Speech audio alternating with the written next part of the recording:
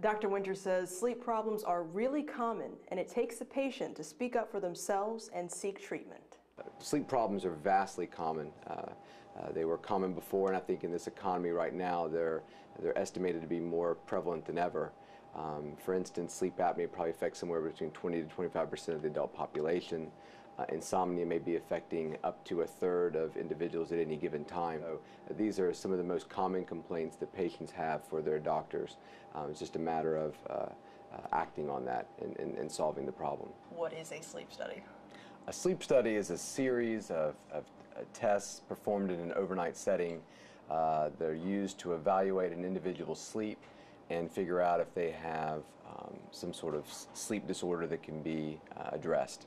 You're set up. Okay. Our patient is hooked up with various electrodes at this point that are measuring her brainwave activity.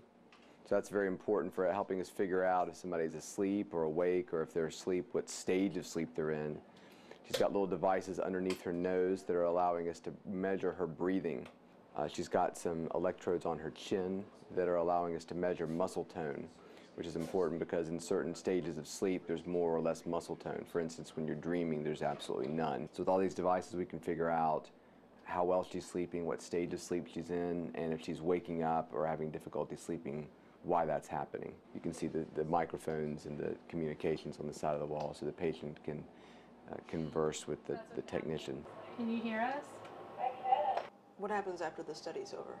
After the study is over, the individual leaves the sleep center the next morning, just like they check out of a hotel literally now. And then the individual's sleep study is going to be read by a sleep medicine expert.